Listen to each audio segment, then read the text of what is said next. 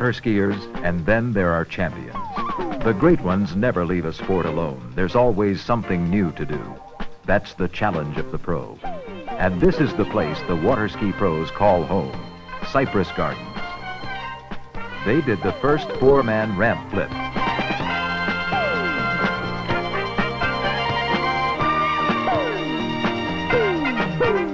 Added the grace of water ski ballet. And another first, the three-high pyramid, became the Cypress Gardens trademark. From here, water skiing took off on Delta wings, and a new tournament sport was born. The finest skiers in the world have taken skiing beyond itself into entirely new sports like kite flying and barefooting. When the Cypress Gardens skiers have mastered the hard stuff on water skis, then they move into the realm of what most of us would consider impossible.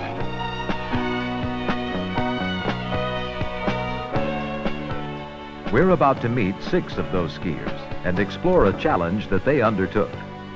There are millions of water skiers, but not many who skim the water without skis. In barefooting, there are only about 200 top competitors in the world. There's a reason. It's the brutal way to take a championship.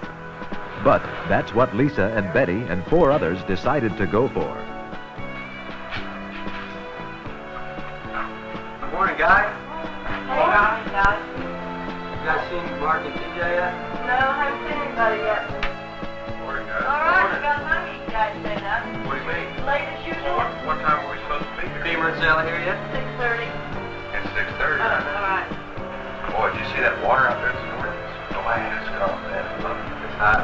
Yeah, looks good. We're gonna have some good food today. This is coffee, son. In their quest to be the best, they're on the water by sunup, early, when the water's smooth as glass, the ideal condition.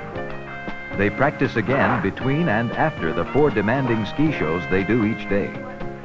Even for superbly conditioned athletes like these show skiers, working toward top competition is a new discipline that will take months of intensive training. Dozens of times a day, they'll have to resist the urge to quit as they exercise beyond normal capacity, enduring strains, bruises, and blisters. It's a physical pain. It's a head trip, and they love it. Winter, what did you do to this vest? Cut it off. Why did you cut it off? A brand new vest? It was too big. Well, we're gonna hide this one. I want you to wear this one, okay? All right. All right. Thanks. Can we get a hand with it? Barefooting can be dangerous. Learning means falling at 40 miles per hour, over and over. The wetsuits are for padding and protection as much as for buoyancy and retention of body heat. 3 men, 3 women, learning barefooting as a team, teaching each other what there is to know, inventing the rest. Lisa, you got them things down? I'm going last. Yeah, let's go on. Get out here. Wasting that good water on you. Don't forget to tie your leg straps. Waiting on us? I'm putting mine on the boat. All right. Let's go. I got some things. Looks like we're sunshine. Lisa begins the practice session with a back deep, one of the more difficult start methods in barefooting. This is a relatively new sport. It began in 1947 on this lake when Dick Pope Jr. of Cypress Gardens first skied without skis. He broke the barrier. Then others tumbled in with a multitude of once impossible feats. Deep water starts in the 50s, back barefooting in the 60s, new tricks all the time. Till recently, men have dominated the sport. Now, women athletes like Lisa are pioneering, testing their strength and endurance against a dangerous, demanding sport, and showing outstanding ability.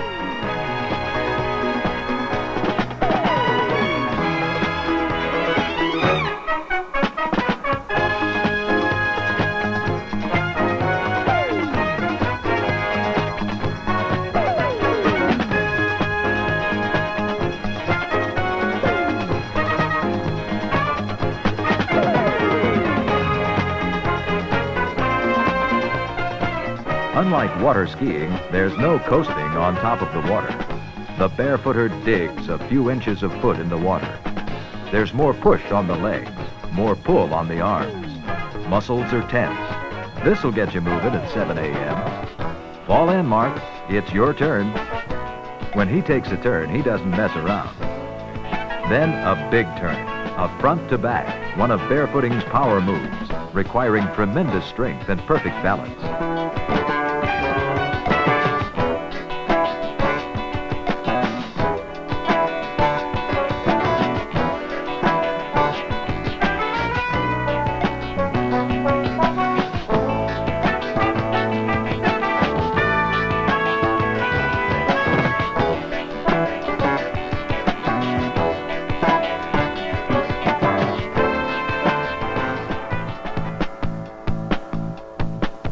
Then, just for fun, they'll test a Johnson 175 as well as the skiers. Lisa, Sally, and Betty want to do a two-ski jump out together.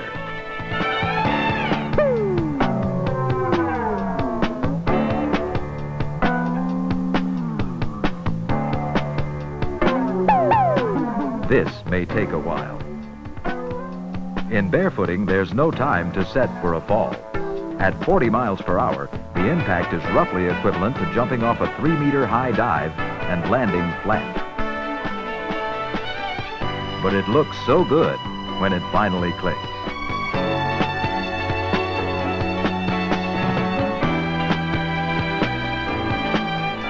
Not to be outdone, the male trio gets its act together. Now here's the plan, men. We try something we already know how to do, and if we still fall, we'll pay the film editor to cut it out. There would be no embarrassing moments on film. Hit it.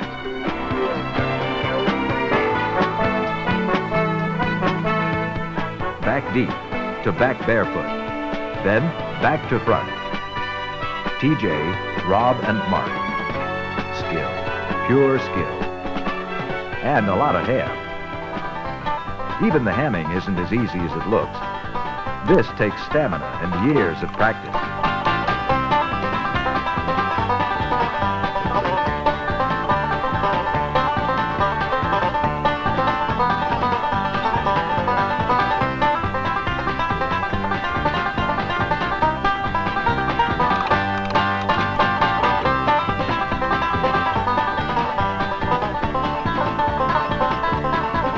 Now, Sally, it's time for some serious footing. A one-ski turnaround, then step off on one foot. This is the day you said you'd master it.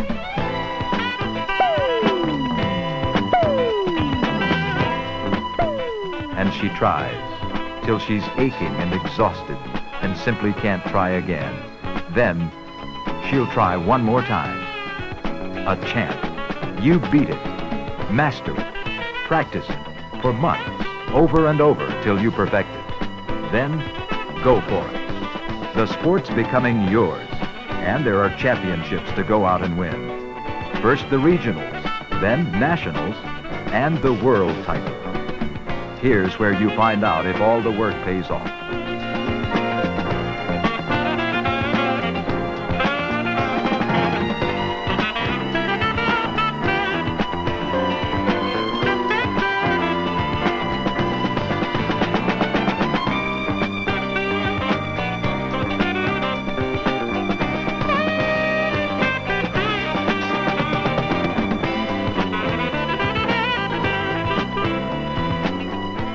The contestants have gathered, planned their strategy, jockeyed for favorable starting positions, and there's nothing now but serious footing. The judges go over the rules. Expert drivers are familiarized with the course and speed requirements for the different events. Accurate speeds can be the critical difference in barefooting between making it and not making it. TJ's ready and first in the water.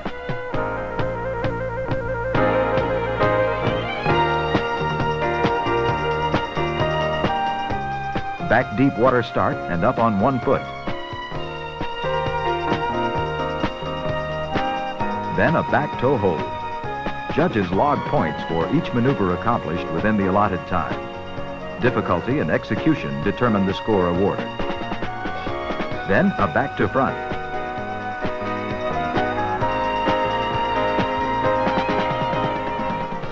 A tournament trick run requires special concentration.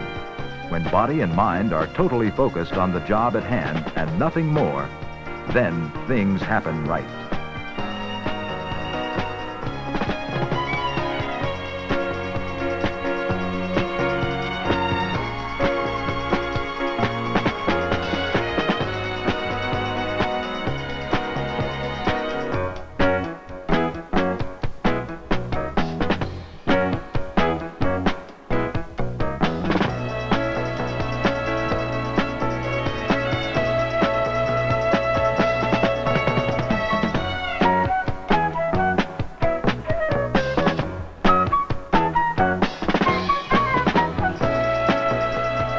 Tricks are the most exciting event to watch, but they're just one of the 3 basic categories in official competition.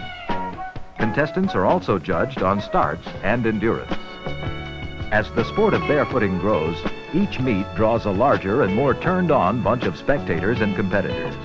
At virtually every meet, endurance records are being set, and barefooting firsts are happening so fast, the inks barely dry in the tournament rulebook before another trick or event is officially recognized. If someone can think it up, somebody will do it, usually sooner rather than later.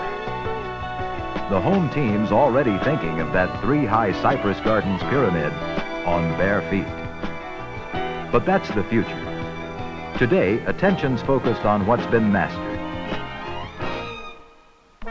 and how well Rob can execute it under tournament pressure. A back 1-foot stand-up to a back toe hold combines the elements of strength, endurance, balance, and grace. Smooth and gliding. Not even an apparent gathering of muscle as he swings into action. Then, more difficult. Only a handful of barefooters in the world can do a line back to front. But Rob almost makes it look easy.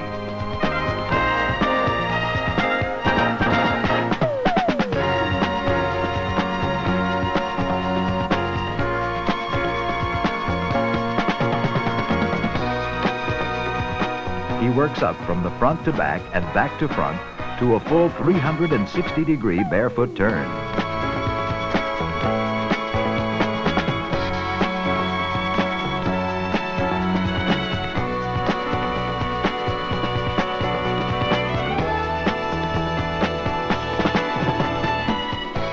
Rob took the regionals and a short time later went after the men's title at nationals, taking 2nd place in overall competition. Lisa took the national overall women's title, with Sally grabbing 2nd. The months of labor and bruises paid off. This 6-person team now boasts 4 regional and national title holders. But the celebrating doesn't last long.